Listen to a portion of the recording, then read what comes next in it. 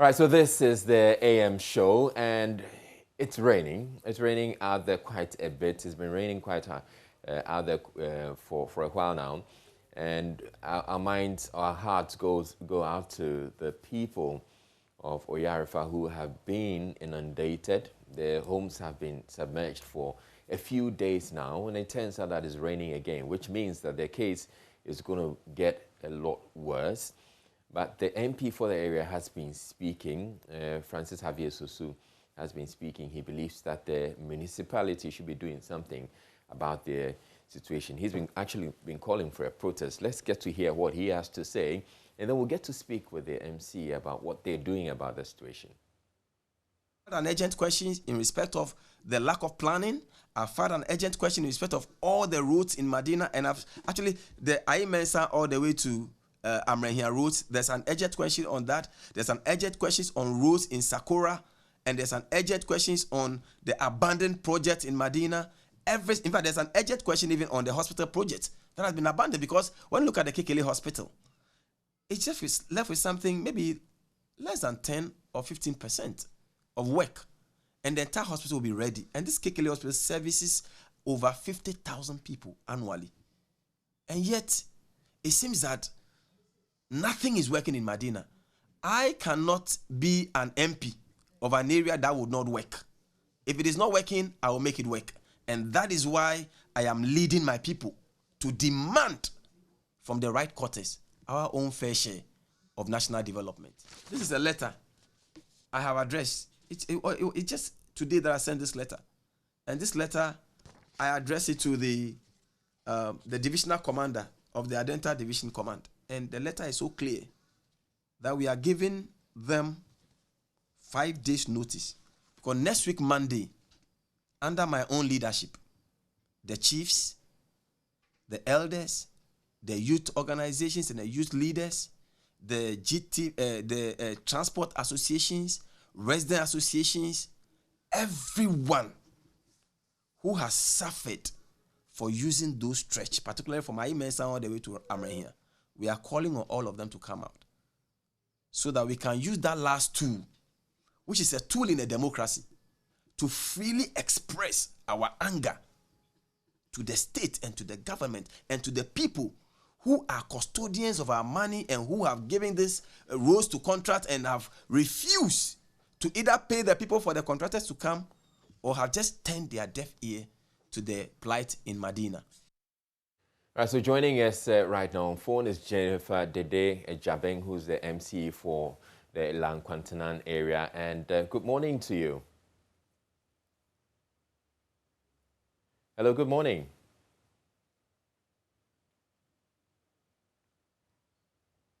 Hello, good morning. All right, so thank you for making time to speak with us. So the MP for the area, Francis Javier Sosu, is planning a demonstration against the state because he feels that he intends to mobilize members of the community, the chiefs, and everybody else that's willing to take part to protest what he says, the fact that nothing is working, stalled projects, and poor roads and infrastructure, and all of that. How do you respond to the concerns he's raised? Good morning to your viewers and everyone. Well, I have just listened to the Honorable Member of Parliament for Medina, and I wish, first of all, to say that it is a bit unfortunate and laughable, his position and posture on this issue. Why do you say that? Let me, before even addressing him, let me join my people who, as a result of the recent flooding, have had to experience some inconveniences with their movement. Over the period, Oyarifa Chairman Mensa has been at the receiving end of flooding as a result of activities at the hill, which the Spatial Planning Committee has been addressing critically. And so it's not a challenge that has started with just this flooding or just this rain that have come in, but it's been a long standing issue that I have come in and looking at how best we can address it beyond the planning within our municipality, but engaging adjoining municipalities, especially neighbors from Equiapem South, because that area falls within the Equiapem South, and the activities on development control directly affect those of us that are under the hill. But quickly to come back to the Honorable Member of Parliament, I have listened and I have read his letter to the divisional commander indicating his intentions to join his people, lead his people to demonstrate. It's very laughable. It's very laughable, especially coming from someone who was crusading all over the place in 2020, telling people to abandon or dump someone who had brought in so much development to the people of Medina, to try him to do more. And all of a sudden, we want to do demonstrations. If it was about demonstrations, then unfortunately, he cannot call himself a leader. No member of parliament says they are leading their people to demonstrate. That is an easy way out. What would you have expected him? Agent. What would you have expected him to do? Respectfully, Israel, yeah. we have members of parliament who are ministers of state. And we all know how members of parliament play a key role in lobbying their colleagues to bring development. Honorable Boniface served just 4 years in office in Medina. And the level of development that came, major storm drains, 8 of them, unprecedented in the history of our municipality. And you come in, we cannot boast of 1 meter drain from you, and your easy way out of this is demonstration. It's very unfortunate. We need him to do better than that. If it was about demonstration, probably there are people who can do better than him. There are activists who are very vociferous in these areas. Then probably we should be going for them as members of parliament so that they lead in the shouts for us. But that is not why you are there. You see, so you are a lawmaker. We understand.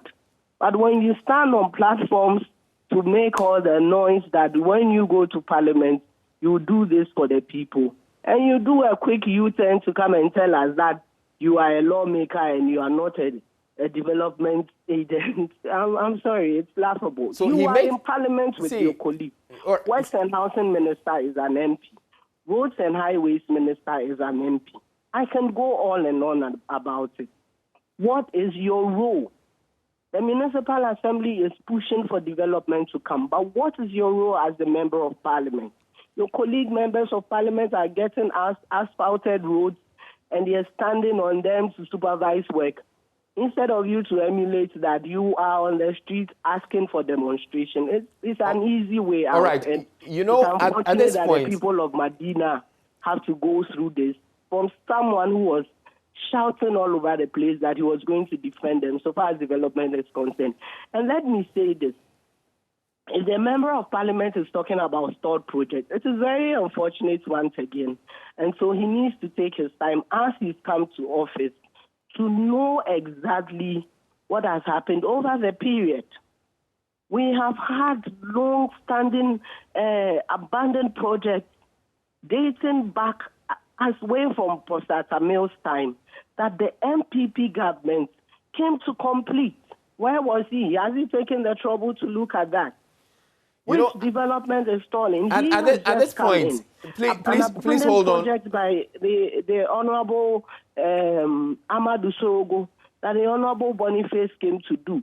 He All right. was not able to finish. Jennifer, can you hold on for me a bit? You have removed Jennifer. a member of parliament and claim you will do it. We don't need you to be shouting all over the place. Right. Your common fund is there to do that. Has he come? Has he sat with us? What can I do with my little resources that I have in the assembly to finish what my colleagues have started?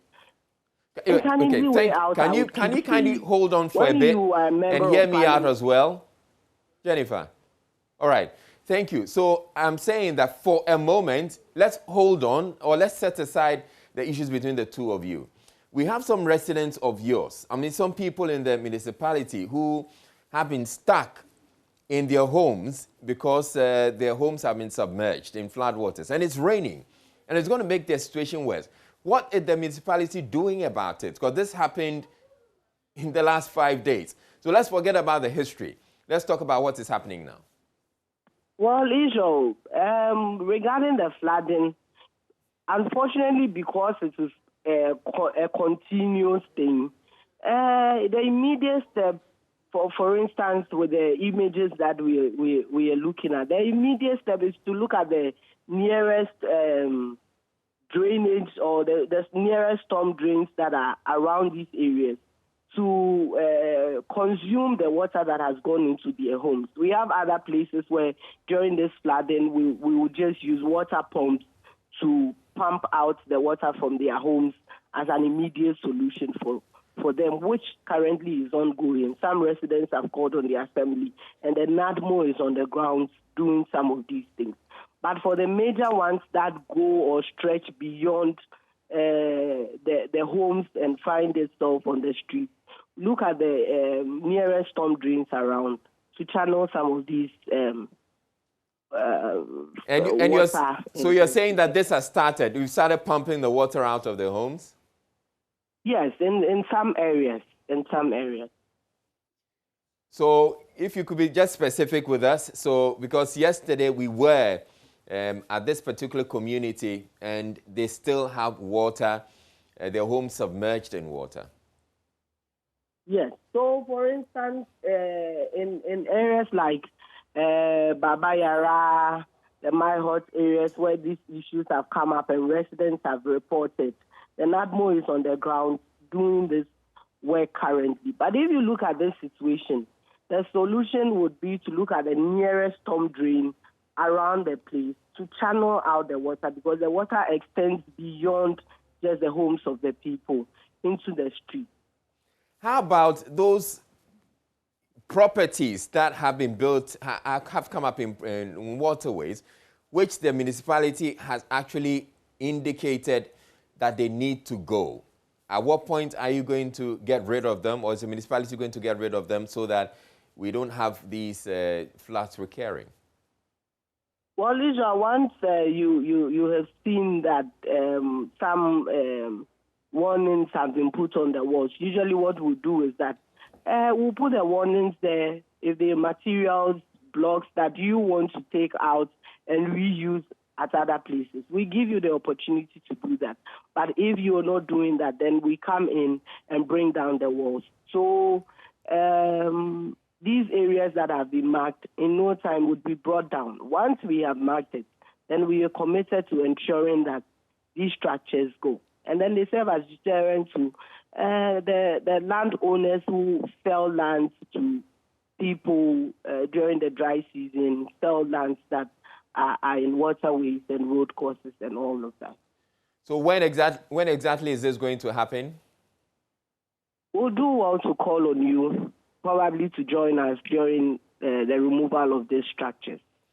So we're interested, so we can plan for it. Is it happening this weekend? Well. We'll do that. We'll do that with you. All right, I have my colleague Enimweni Mado also here, and she's been begging to put some questions to you. Please hold on. Good morning. So I'm just wondering, you know, in all of the conversation, I haven't actually picked up on any specifics that you've actually alluded to. For example, the waterways, you're saying that, basically you're saying you don't know because a date hasn't been set. There are people who have been in their houses for 5 days, they have not been able to come out of their houses. You're talking about storm drains, but you're talking about in the future tense. So they have to be looked at. Are they being looked at now, like right now? How soon can people get out of their houses? How soon can children go to school? How soon before the snakes and the scorpions get into their houses and bite them? How soon before ambulance services can come? And I think in the middle of all of this, the whole politics thing is a little bit misplaced, and it doesn't really seem like you actually are on the ground and know exactly what's happening. I mean, feel free to correct me if I'm wrong, but can you actually give us some specifics for those who live there and are watching? Well, like I indicated, the issue of the storm drain is not a long-term solution. That is the immediate, which I mentioned. So what is being done about it now? Right now, yes. What is being done about it? 5 days into the flooding, what is being done about it this morning? Respectfully, I have indicated that we are on the ground and we are working. There are areas that homes are flooded and we are pumping water. So it is the same team, the same resources. And I'm saying that, for instance, for the areas that the roads are flooded, those are the areas that we are channeling into nearest storm drains. And that is an immediate solution and not a long-term solution. I'm not talking about construction of storm drains.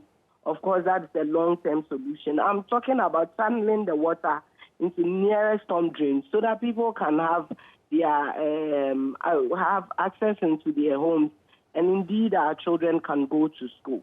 So those okay, hold on for me. Hold on for me 1 second, because we have MP for the area also on the line. Good morning, Mr. Susu. Hello, good morning, Mr. Francis Javier Susu. Can you hear us?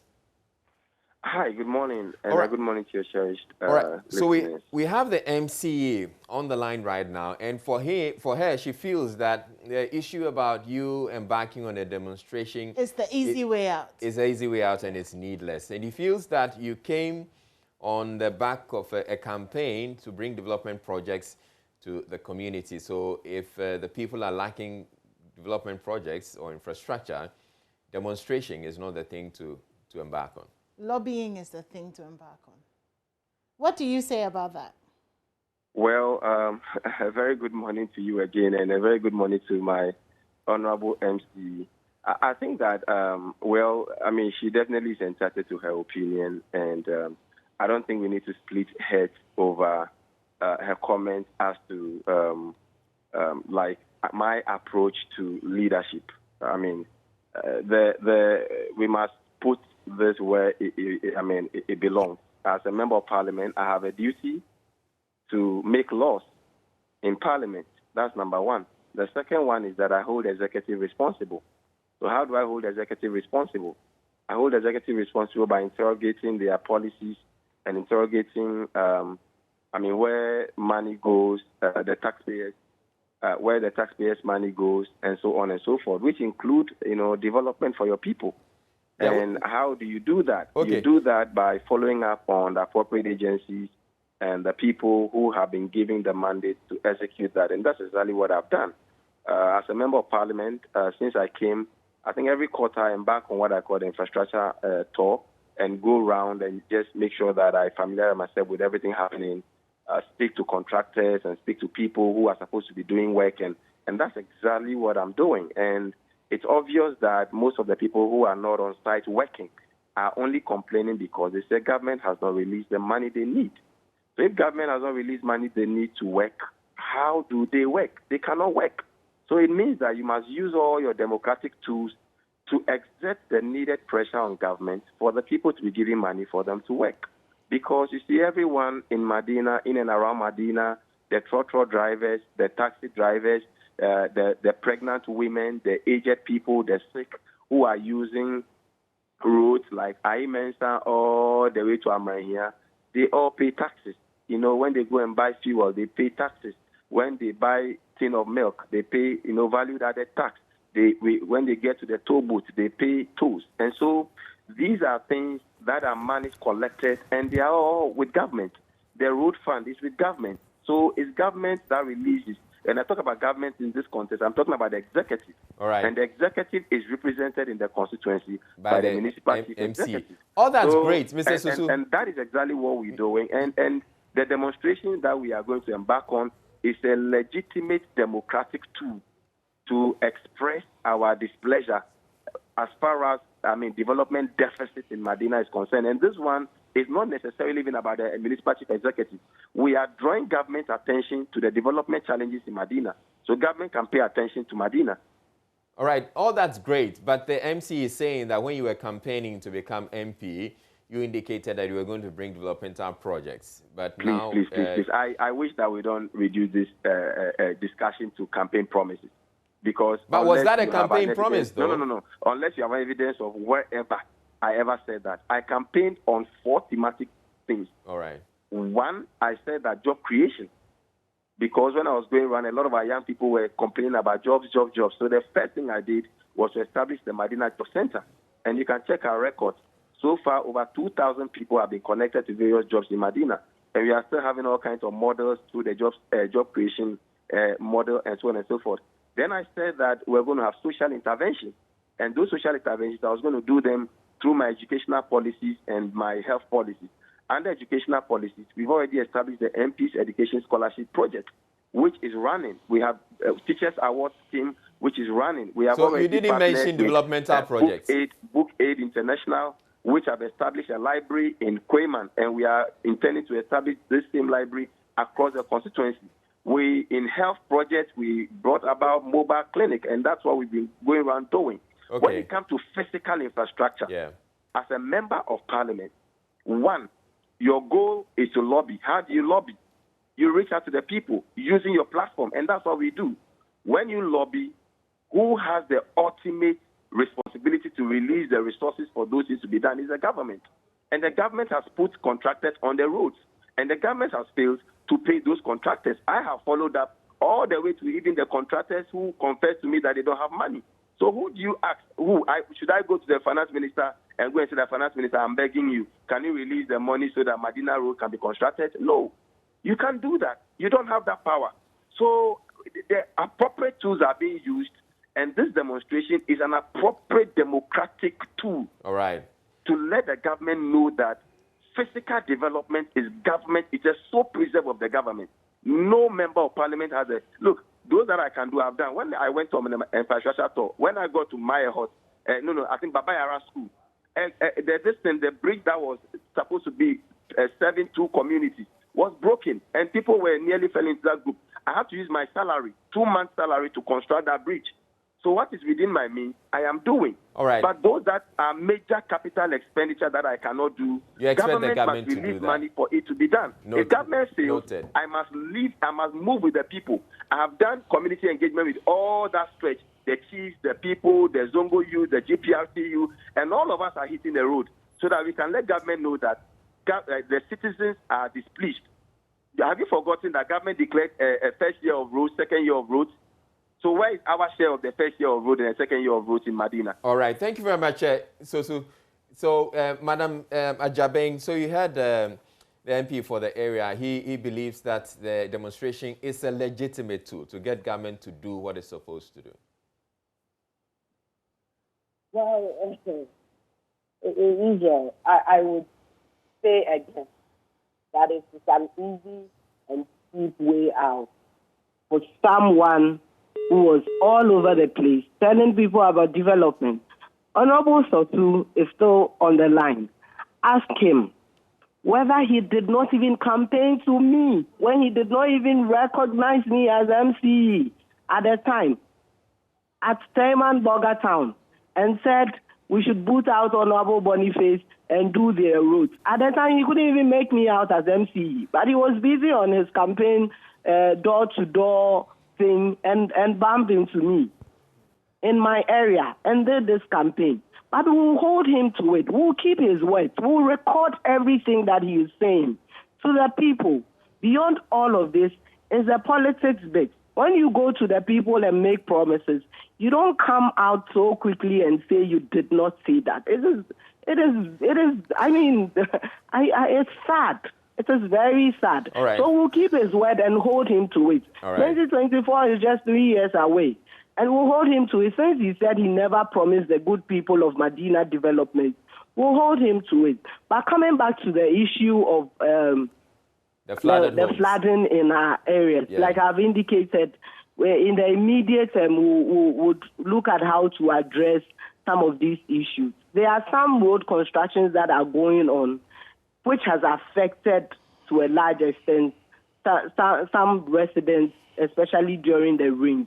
So we'll do well to address all of these issues so that in the coming weeks or in the coming months, when the rains come in again, would not experience this unfortunate incidences that we've had to experience with this rain. All right. Thank you very much, Jennifer Dede Ejaveng, the MC for La in Kwantanang, for making time to speak with us. And we're hoping that you'll carry through with a promise to ensure that the water is pumped out of the homes of the communities and the storm drains that have been planned for the area. Mr. Sosu, so the MC is saying that they're going to, well, if you say he never promised them development, they would look forward to 2024 and see how the campaign goes. But I guess that'll be it for the conversation for this morning. Thank you very much for speaking with us. Unless you have something else to say before we go. All right, so we don't have him. We're taking a break. The next conversation we're going to be having has to do with HIV. Very little has been said about HIV.